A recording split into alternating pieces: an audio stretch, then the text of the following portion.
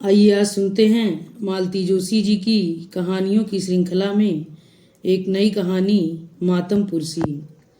तो चलिए शुरू करते हैं कहानी मातम पुरसी। अब यही जानकर सब्र कर लो बेटा कि भगवान जी उसके भी कष्ट हर लिए और तुम्हें भी मुक्ति दे दी।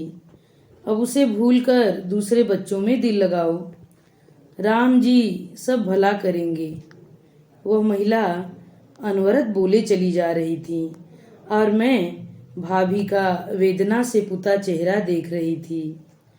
आगंतुक महिला भाभी को पिछले 15 मिनट से यह समझाने की कोशिश कर रही थी कि जो कुछ हुआ अच्छा ही हुआ, नहीं तो तुम्हारे पीछे कौन उसकी देखभाल करता।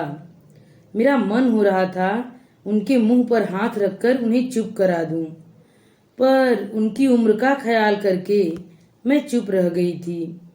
और वही क्यों, आने वाला हर व्यक्ति इसी अंदाज में बात कर रहा था। लगता था जैसे सांत्वना के बहाने वे लोग बधाई दे रहे हैं।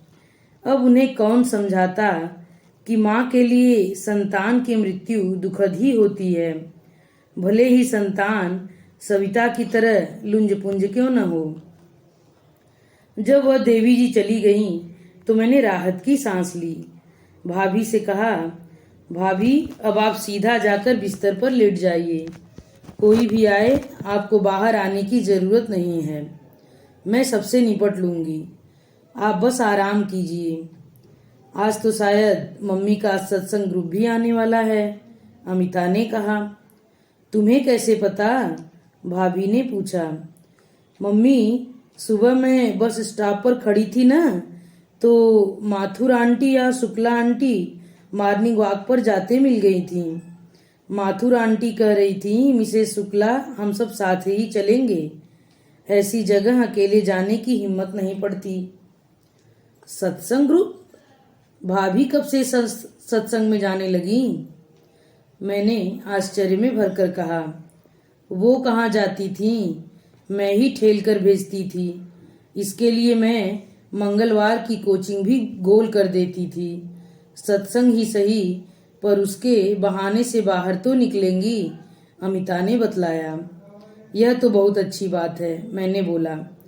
और बुआ, महीने में 1-2 संडे पापा उन्हें महीने का सामान लाने के बहाने बाजार भी ले जाते थे। कभी कभी वहीं से वे लोग फिल्म देखने भी चले जाते थे।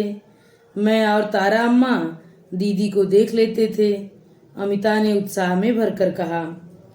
उसकी बात सुनकर मुझे इतना प्यार आया कि मैंने उसे खींचकर गले से लगा लिया। बित्ते भर की लड़की, पर कितनी समझदार है। नहीं तो इस उम्र में लड़कियों को सखी सहेलियों के अलावा कुछ सूझता भी नहीं है। अमिता, अब कोई भी आए तुम मम्मी को बिस्तर से उठने मत देना। अपनी कोर्स की कोई किताब लेकर उनके पास बैठी रहना, चाहो तो भीतर से दरवाजा भी बंद कर लेना। अब कोई भी आएगा तो मैं देख लूंगी, मैंने गंभीर स्वर में कहा। उन लोगों को भीतर भेजकर मैं पेपर लेकर कुर्सी पर बैठ गई। दरवाजा मैंने जानबूझकर खुला रखा ताकि घंटी की आवाज से भाभी डिस्टर्ब न हो। कोई 5 के करीब दरवाजे के पास आवाजें सुनाई दी।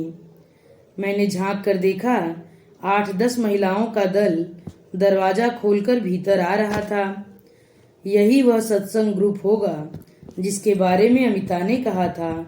मैं उठकर खड़ी हो गई और उन लोगों को आदर सहित स्थान ग्रहण करवाकर मैंने क्षमा याचना के स्वर में कहा, भाभी की तबीयत ठीक नहीं है, बुखार भी है और बीपी भी बढ़ा हुआ है। डॉक्टर ने आराम करने को कहा है, बोलने को भी मना किया है। उन लोगों ने क्षण भर एक दूसरे की ओर देखा, फिर एक ने कहा, बीपी तो क्या, थकान उतर रही है। बेचारी 1-2 नहीं, पूरे 17 साल रपटती रही है, अब थोड़ी चैन की सांस ले पाएगी। मैंने तड़प कर कहा, भाभी थकान से नहीं, दुख से निढाल हो रही हैं। संतान की मृत्यु किसी भी माँ के लिए दुखदाई ही होती है। और जो बच्चा शारीरिक या आर्थिक रूप से कमजोर होता है, माँ की ममता उस पर कुछ ज्यादा ही होती है। मेरे वक्तव्य के बाद कमरे में क्षण भर को मौन छा गया। फिर एक प्रश्न आया, आप? मैं अमिता की बुआ हूँ, कानपुर से आई हूँ। मैंने उनके दूसरे संभावित प्रश्न का भी उत्तर दे दिया। और लोग भी आए होंगे? हाँ, कुछ आकर चले गए, कुछ आते जा रहे हैं। मेरा छोटा भाई तो अमेरिका में है। भाभी के भाई आए थे, उनकी माँ बूढ़ी हैं, बिस्तर से लगी हैं, तो दोनों एक साथ घर नहीं छोड़ सकते। अब इन लोगों को क्या बताती कि रिश्तेदारों ने इस हादसे को हादसे की तरह लिया ही नहीं है। वे तो ऐसी राहत की मुद्रा में आ गए हैं जैसे इतने दिनों तक वे ही सब झेलते रहे हैं। खुद मेरे पति मुझसे कहते रहे कि चलो चलें, अब यहाँ रुककर क्या करोगी, पर मैंने साफ कह दिया कि भाभी को इस हालत में अकेले छोड़कर मैं नहीं जा सकती। अमिता एकदम आप पर गई है, जैसे किसी को एकदम ईश्वरी ज्ञान हो गया हो। देखकर ही पता चल जाता है कि बुआ भतीजी हैं। एक ही खून है न, समानता तो होगी ही, मैंने नम्रता पूर्वक कहा। चलो एक बात अच्छी हो गई, अमिता का रास्ता साफ हो गया। मतलब? अब उसकी शादी में कोई अड़चन नहीं आएगी। शादी? अमिता की? अभी तो 12वीं की परीक्षा दे रही है, मैंने कहा। सो तो दे रही है, पर कभी न कभी शादी तो होगी न। आप नहीं जानती, घर में एक आध बच्चा ऐसा हो तो लोग बिदक जाते हैं। वरुण के समय देखा नहीं था, कितनी मुश्किल आई थी। दूसरी ने कहा, वह तो अच्छा हुआ उसने लव मैरिज कर ली, नहीं तो ढंग के रिश्ते ही नहीं आ रहे थे। इतना हैंडसम इंजीनियर लड़का, महीना लाख रुपया कमाने वाला, पर लड़की वालों के आंख में चढ़ता ही नहीं था। एक दो जगह तो मैंने भी बात की थी, पर उन लोगों को यही डर था कि माँ बाप के बाद यह जिम्मेदारी बेटे बहू के गले ही पड़ जाएगी। मैं कहने वाली थी कि भाभी अभी सिर्फ 50 की हैं और भैया 55 के, तभी किसी को याद आया वरुण नहीं आया। आया था, तीसरी करके चला गया। बहू के पूरे दिन चल रहे हैं, अब तो शायद 13वीं पर ही आएगा। मेरे जवाब देने से पहले ही एक जिज्ञासा हुई, 13वीं करेंगे क्या? कुंवारी कन्या की 13वीं होती है क्या? क्यों नहीं होती? दूसरी ने तुरंत कहा, इंसान की जान गई है, कोई चींटी थोड़ी ही मरी है। लोग तो अपने पालतू कुत्ते का भी श्राद्ध करते हैं। फिर वे कुत्तों के श्राद्ध के किस्से सुनाने लगी। मैंने उस अप्रिय प्रसंग को विराम देते हुए कहा, भैया ने पंडित जी से पूछा है, वे जैसा कहेंगे करेंगे। बहू तो शायद 13वीं पर भी नहीं आ पाएगी। संभव ही नहीं है, मैंने कहा। मैंने उन्हें यह नहीं बताया कि बहू की माँ ने पूरे 9 महीने उसे इधर झांकने भी नहीं दिया है। उन्हें डर था कि गर्भवती कन्या पर सविता की छाया पड़ गई तो बच्चे में खोट पैदा होगी। बहू की डिलीवरी मायके में ही होगी। मैंने उनकी शंका का समाधान किया। भाभी की वैसे भी स्थिति नहीं थी, अब तो मनोस्थिति भी नहीं है। आप देखना, वरुण के यहाँ भी बेटी ही पैदा होगी, एक ने दावे के साथ कहा। कैसे पता? सबने एक स्वर में पूछा। ये जो गई है न, उसने न कुछ देखा न सुना, जैसे आई थी वैसे ही चली गई। सारी इच्छाएं यहीं छोड़कर गई होगी, वापस जरूर आएगी। बेटी हो या बेटा, भगवान जो भी दे, साबुत हाथ पांव और साबुत दिमाग के साथ, एक ने दार्शनिक स्वर में कामना की। उसके पीरियड्स तो आवे होंगे ना? एक प्रश्न। ऐसे बच्चों का ना ऑपरेशन कर देवे हैं। एक समाधान अच्छा हुआ। उसी समय ताराबाई बाहर आई और मैं उत्तर देने के धर्म संकट से बच गई। अपने पीछे दरवाजे को धीरे से धकेलते हुए वह बोली, मैं निकलती हूँ बुआ जी, सब तैयार करके रख दिया है, सुबह आ जाऊंगी। आराम से आना, कोई हड़बड़ी नहीं है। उसके जाने के बाद एक ने पूछा, यह तो सविता की आया है ना, अब भी आती है? अब तो वह सबकी आया बनी हुई है।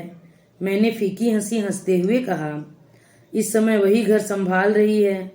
भाभी तो एकदम टूट गई हैं और मुझे आने जाने वालों के पास बैठना पड़ता है।